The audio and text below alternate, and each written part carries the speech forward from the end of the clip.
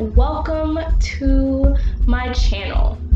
So I was thinking long and hard about what I was going to talk about for this portion, and I had some help, I had some assistance, I'm not gonna lie, and great minds came up with the idea of talking about my 30-day self-love challenge. So I hosted a 30-day self-love challenge in my Facebook group.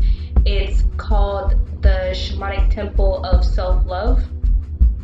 And in this group, we kind of go into tips and tricks and info, basically kind of the things I'm going to be talking about here, but in group form. And I'm actually going to go into a little more detail and put the videos and things that I make here, audio, things like that, in the group as well. So, anyway, we got to talking about doing the 30-day self-love challenge. So I'm not going to give you all of the info regarding the challenge on my end just yet.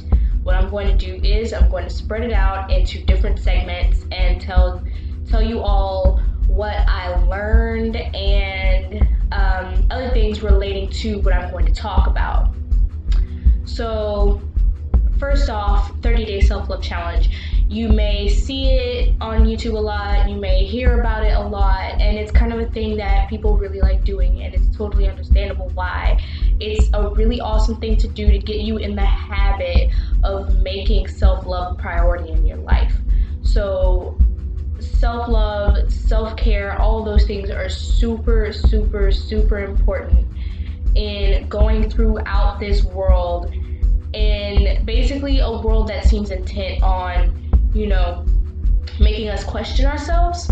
So finding that self-identity and loving yourself regardless of what influences are out there and whatever other things we may come across in life that make us question ourselves.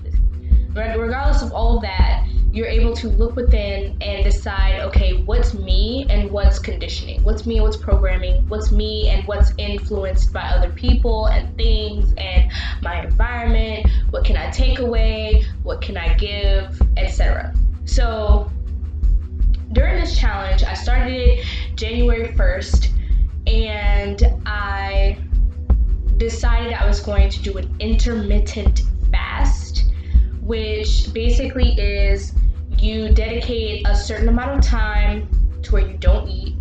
You do this every day, like a set schedule every day. And then there's the rest of the time you can eat. So what I did was I did 6 to 6. So I can eat from 6 p.m. to 6 a.m., which technically, since I went to bed usually around like 10-ish, that gave me like 4 hours to eat throughout the day. It worked out really well at first. It was great, but over time I found myself eating like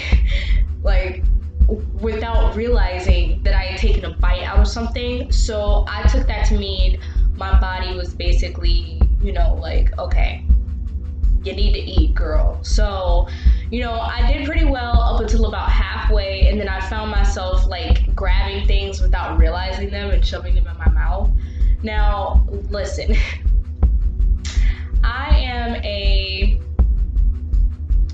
when it comes to fasting, I do okay.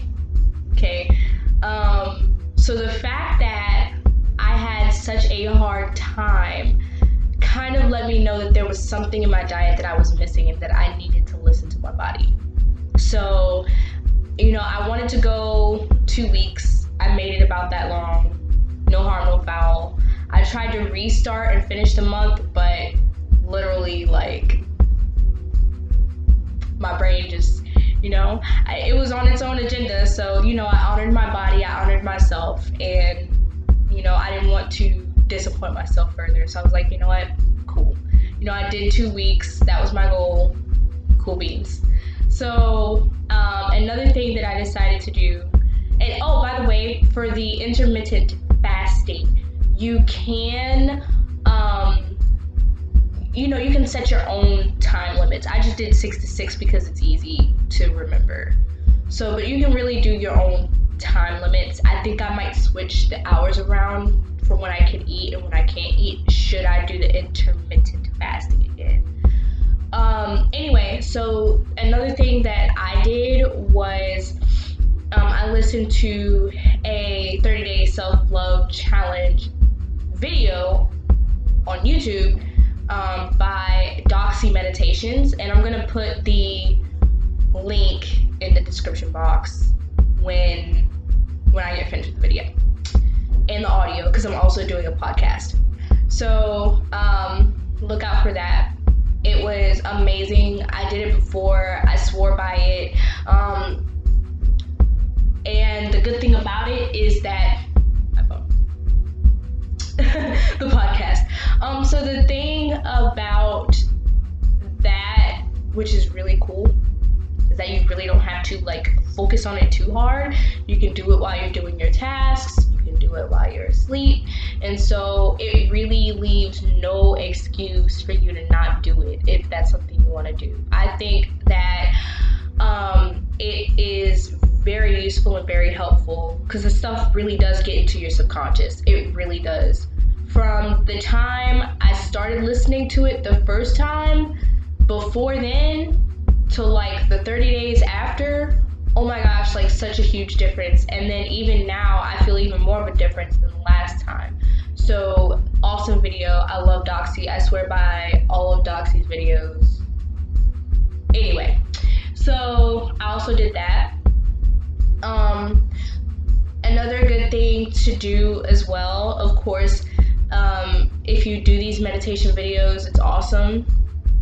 You can also say your own affirmations, your own things that, you know, make you feel good. Of course, I love myself. I'm beautiful.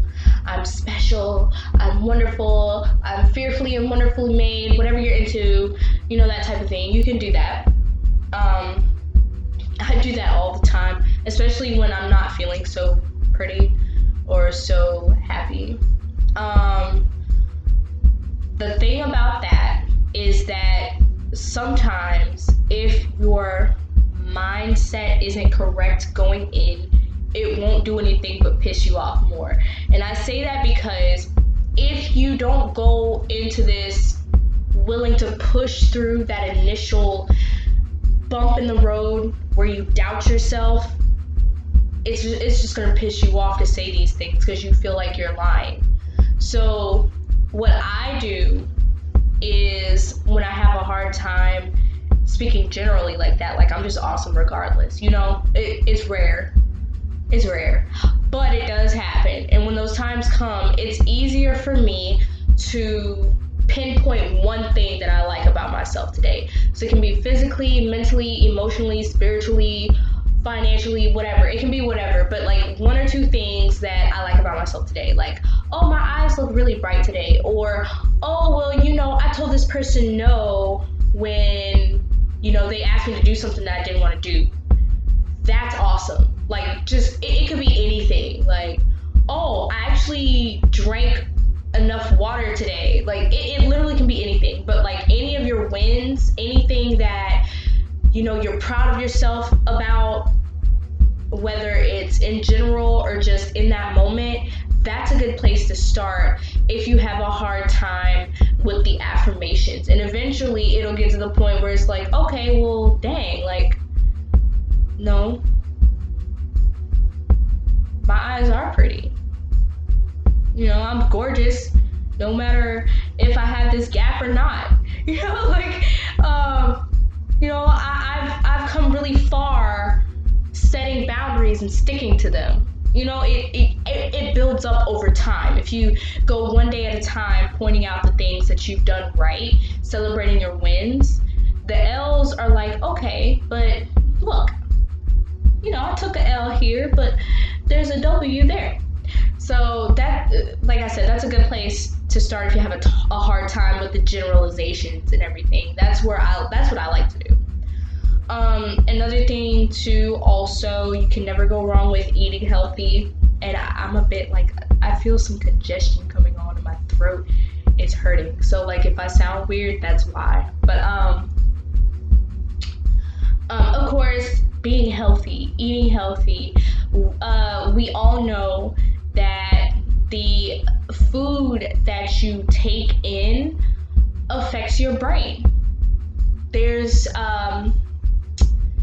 there's what's called the vagus nerve. It goes from the gut to the brain. They're connected. They're pretty similar, actually. Like, your gut is basically like your second brain. So if you feed it good stuff, it's gonna help your brain too. And if you have a hard time getting the nutrients that you need, try a liquid multivitamin. I swear by one. It's called NutriBurst, and I will drop the link in the description box if you want to know more about NutriBurst. It's amazing. It's a liquid multivitamin. You get a 98% absorption rate and has a crap ton of good stuff in it. Okay, it's amazing. So check that out. And of course, besides eating, you want to drink your water, and you want to, I know people don't like exercise, but exercise is super duper important, y'all. Super duper important. Like, I'm in school now, and I'm back in college. We're gonna talk about that too, because that's a story. Long story short, I'm 27 years old. I have a 5-year-old, and I'm going to the college of my dreams. And we're gonna go into detail about that more later on. But I'm in school now, and I can tell you, when I wasn't in school and I wasn't working out, I was super depressed. I was super upset. I was super sad. And I started working out, and it really helped out my mood a lot. It really got me focused on something. It really made me feel good to meet goals. And then when I got here, I wasn't really working out, but I took dance classes because I decided to minor in dance.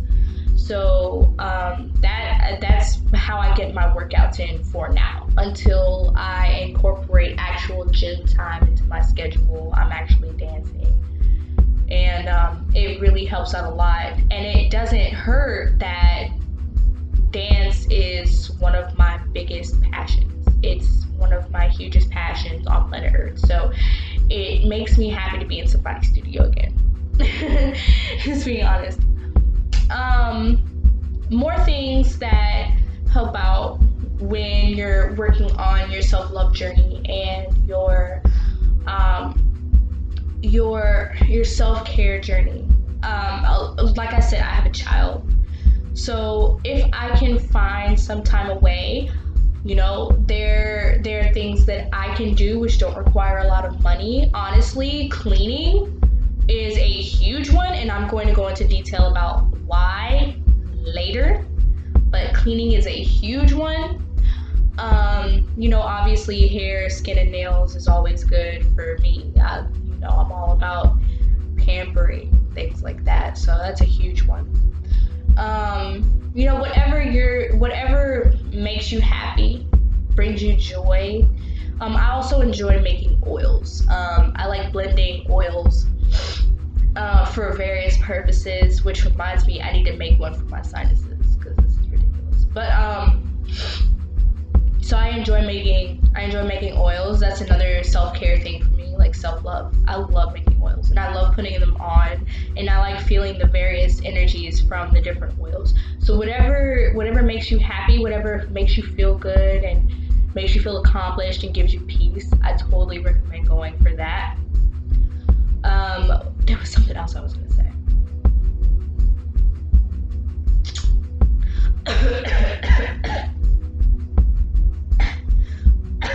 Of course, I remember now. Of course, tapping into your inner child is a good way to do it. Those things that made you happiest when you were a child, or make you feel like a kid again, totally recommend doing those.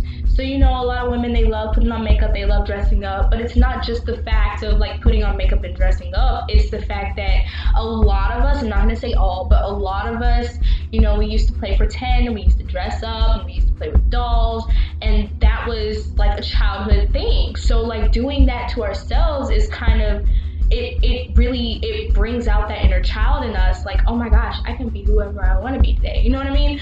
And you'll see as you go along, like, I have so many different like personas, so to speak, like so many different styles and so many different, things that I enjoy. You'll see over time. And for men, I can't speak for men because I'm not a man, but I do notice that a lot of men love playing video games. They love their cars, and it makes sense. A lot of men have their toy cars growing up. They have their video games, of course. That reminds me, I kind of want to get a video game console. I miss playing video games. I was a real nerd when I was a kid, and I had no idea until I grew up, and I was like, wow. But anyway, I'm getting off track. But yeah, so, whatever brings out your inner child, that's what you're gonna wanna, that's a good thing that's happened to too when you're going into this whole self-love thing, and you're going into self-care. So anyway, I'm gonna stop here. And if you have any questions, let me know. If you're watching on YouTube, drop a comment. Please like, comment, and subscribe. Click that bell to get your notifications. And if you are on my podcast, thank you so much for listening. Please feel free to share. Love you guys. Smoochies.